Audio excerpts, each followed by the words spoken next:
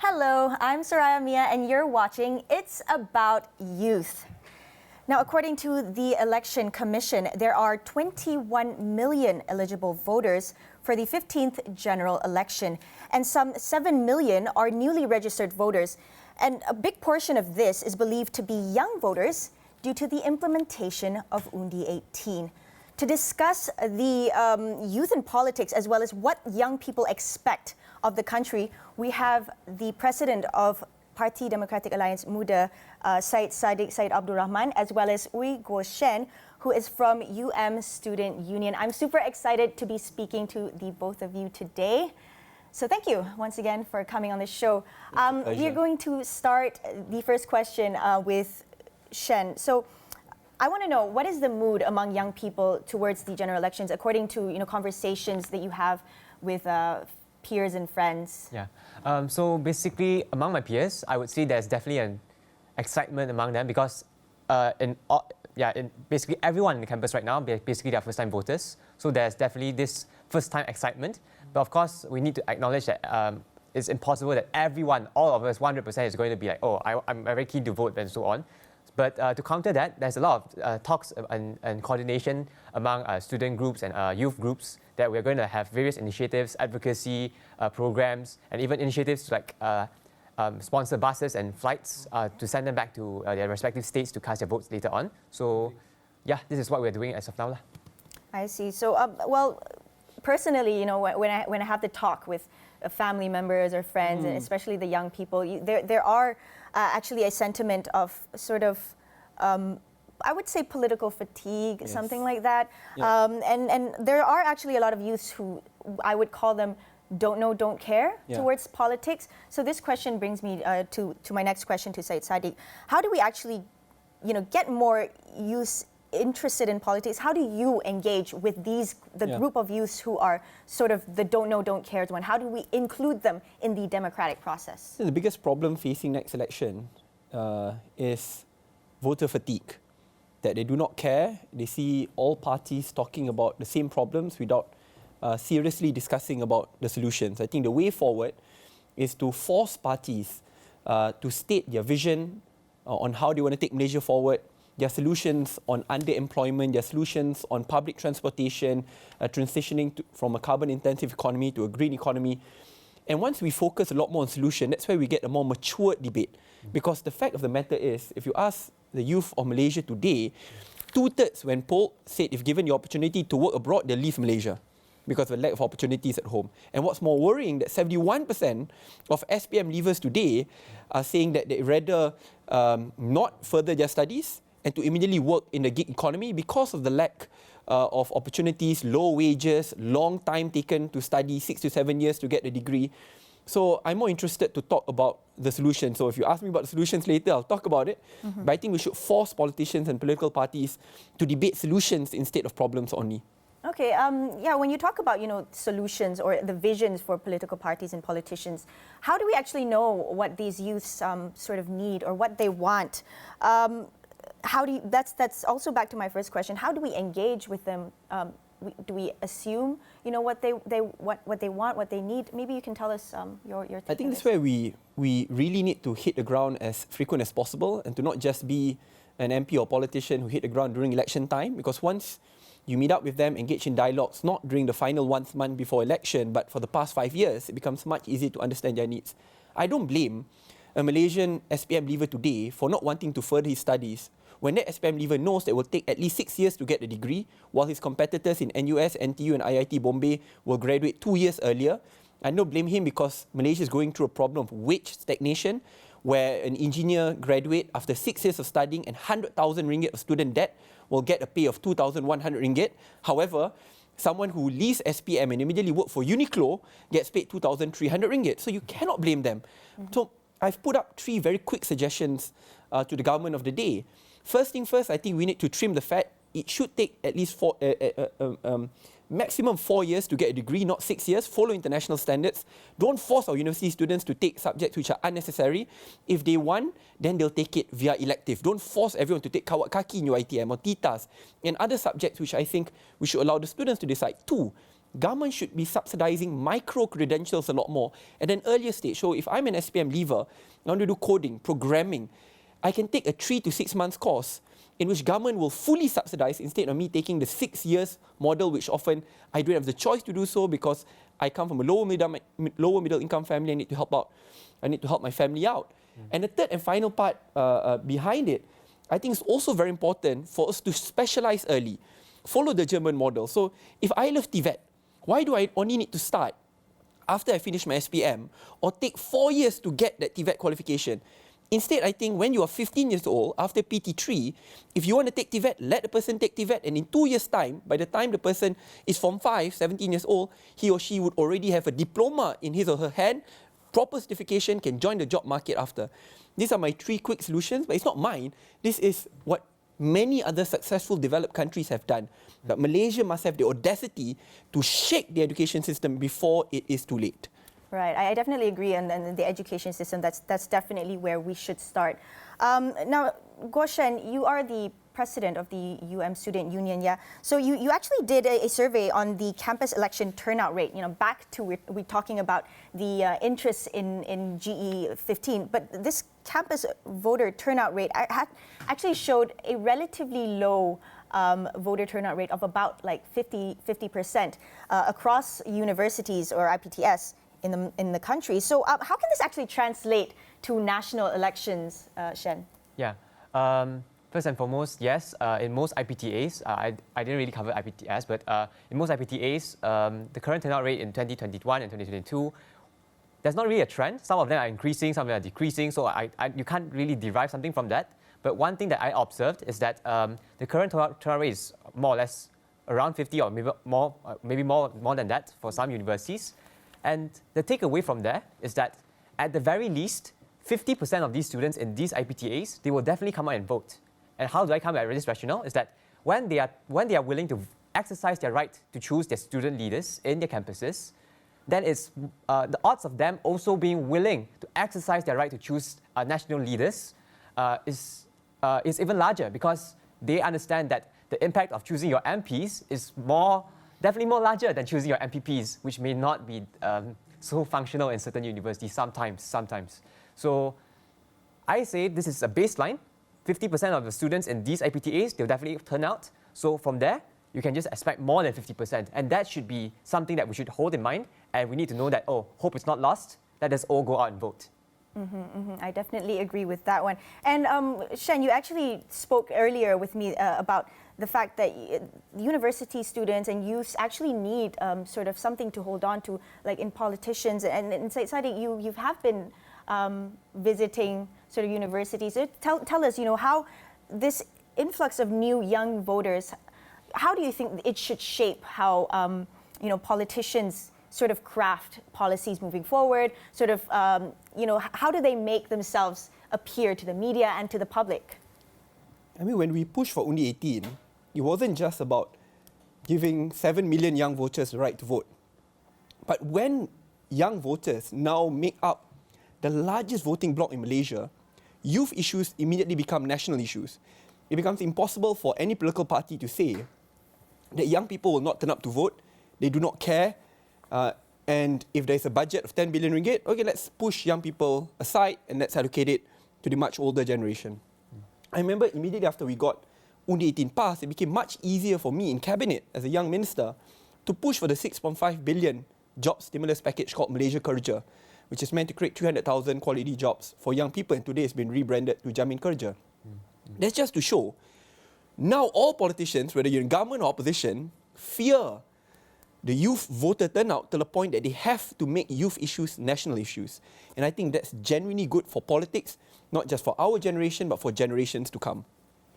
Right. So we have just a little bit time before we head to the break. I'm going to ask Shen, when he talks about youth issues and solutions, it's actually pretty fascinating to see, like GE15. We don't really know. It's going to be a wild card in the mix. No one knows where the youths are going to vote, who are they going to vote for. So they are going to vote according to issues and policies. So your personal take, what does this mean to you? They're going to vote according to issues and so on. So what I think is important in this juncture is that we should let these youths vote according to their values. Don't try to limit what is right, what is wrong. Let them see what kind of speakers should you engage with, what kind of events that should you join and so on. Don't do this kind of things. Let them themselves decide what is right, what is wrong. Although there's not really something that's right per se, but at least let them decide. This is the spirit of democracy. And with Undi 18, this is a learning process that you need to let this generation, our generation, my generation, the generations to come, to exercise their thinking skills and so on, and then arrive at their own conclusion in the end. All right, so we're going to head off to a quick break. Stay tuned for more after this.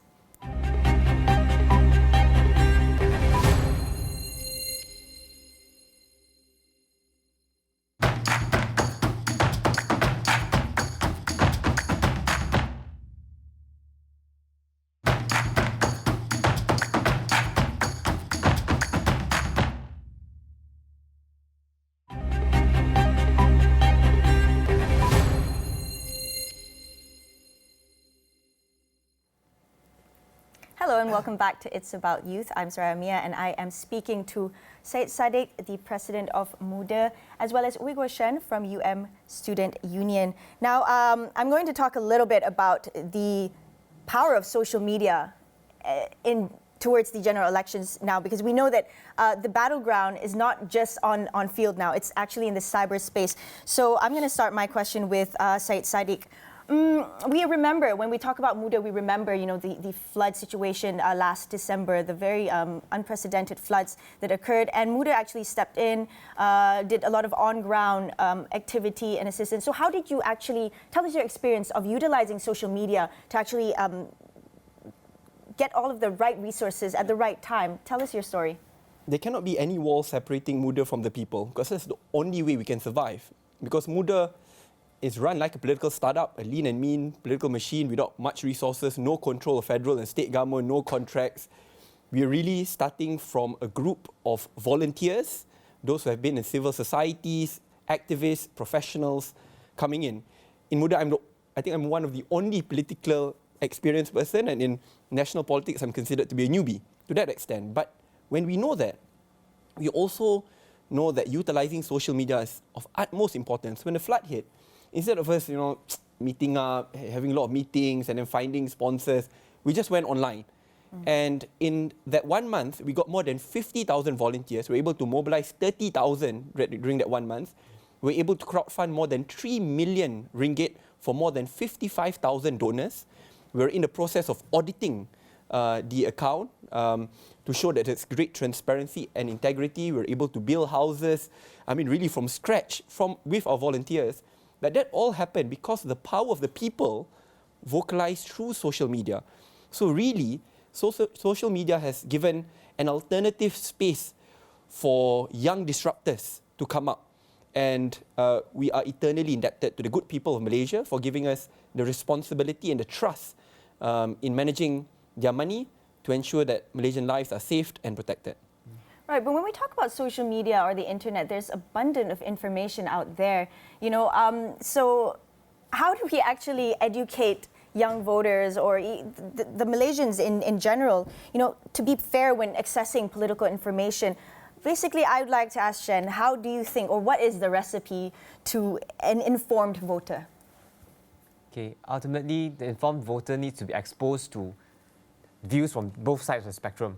Because what we see today is that very often, the Chinese community will only be looking at Chinese kind of media, and then the Malay community, maybe they'll be focusing only on this kind of media. So there needs to be ways that needs to be explored by various parties, be it by political parties, by the media, by student organizations. We need to start to give not only one-sided narratives, we need to go both sides of the spectrum.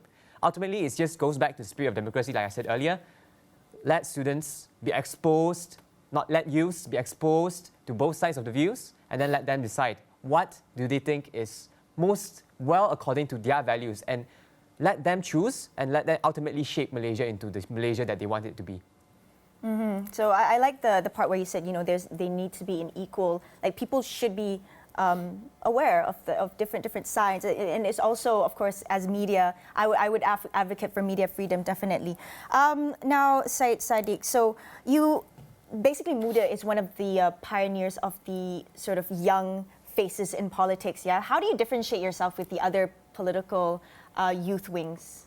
In order for Muda to survive, we must be a group of disruptors. And disruption means changing the way we do and practice politics. It's really a new, fresh perspective into politics. It's not just about getting a bunch of young leaders, because being young doesn't necessarily mean you are right. But it's a new way of politics, focusing on solutions, focusing on the politics of service, ensuring that we clearly visualize the alternate vision for Malaysia, which will make Malaysia a developed country. And that's where Muda is on the ground all the time. Muda has come out in open, either in Parliament, outside of Parliament, proposing many different and disruptive solutions to take Malaysia forward. And we want to continue to engage in the politics of solutions and policies. So what we're hoping, especially engaging this election, for there to be more debates among presidents of parties, leadership of all parties, with the media, outside the media, to ensure that at least the public will not have to decide between the lesser of evils. I think enough of that, right? I mean, that was last election. It should be about who is the best, not about the lesser of evils. Mm-hmm. And once we have a lot more public debates, what is your party's solution to resolve inflation? What is your party's solution to deal with underemployment? What is your party's solution to deal with education? And when you have that proper, enriching debates, that's when the public will make a decision based on vision, solutions, instead of, oh, you are the lesser of evil. I think that's the way how we make Malaysia a country governed with dignity and integrity. Mm-hmm. Speaking of lesser of evil, choices between political parties, we cannot run away from, how Malaysia has been infused with politics of race and religion for the past, 60 years. So, Shen, do you think Malaysia is actually ready to vote across racial lines? To a certain extent, yes, but in the large picture, maybe not really. But in the long run, hopefully, I personally think that I myself am a sign of people are starting to not only look at your skin color, but they are starting to look at meritocracy. Mm-hmm. They want people who can do work for them. They want people who can make change for the betterment of the campus and, of course, for Malaysia itself. And that is what we should together be working towards. Yeah. Mm-hmm. Quick question for Syed Saddiq. So, there has been a lot of negotiations between PH and Muda. So how is that going on, and what do you expect out of this? What I expect in the end is to ensure that whatever outcome serves the interests of the people. I want it to be solution and policy centered. I want it to be based on values and principles, not merely on seats per se. So on that, I just want to briefly comment what the gentleman rightfully pointed out. I think it becomes truly disheartening today when I hear an Indian kid telling me that when he shared to his class, and this is primary school, shared to his class that he one day dreams of becoming the Prime Minister of Malaysia, the teacher and the students laughing at him. I mean, the fact that, that is so far that it cannot be imagined is mind-boggling. While we especially today, in today's day and age. And decades of independence, really, I think everyone in Malaysia should dream of a country in which there are equal opportunities, not equal outcomes, a country in which we're not judged by our skin color and the religion which we're born into, but by our character and our merit. And while that journey may be long, and I understand that it will be very messy, but as long as gradual changes are done and that the vision is ahead, no matter how long it takes, we need to start practicing the politics of changing hearts and minds instead of the politics of pandering, which is a shortcut. I think if the younger generation are willing to do that, effectively we are investing in our future every single day, no matter how long it takes, but we know that's the vision and we will get there. All right, we just have about 2 minutes left. I want to ask any of you, how would you encourage young voters and Malaysians to sort of go out and vote and practice their democratic rights? I don't have something as now. It's a shit. My hope is this. I really hope that this will be a people-centered election. Because to be honest, what won myself and Pakatan Harapan last election wasn't me, wasn't all the top leaders. It's really the average Malaysian who's not part of any political party, who went door to door, house to house, restaurant to restaurant, mamak to mamak, talking about change and talking about their interests and policies and their criticisms to both sides. But they were the ones who actively participated in the change-making process. And that's what live democracy is about. So my hope is that every single Malaysian, no matter who you vote for, you come out to vote, you make it clear to all parties what your issues are, what your solutions are, because that will compel people like me to become your servants, not the other way around. The more vocal the public gets, the better democracy our country will get. Absolutely, and that is why we have social media. I like his point on, keeping your MPs, making your MPs accountable. So go out and vote, everyone, for this general elections. Well, that is all for the show today. Thank you once again for joining us on It's About Youth. My name is Soraya Mia, and we'll see you again.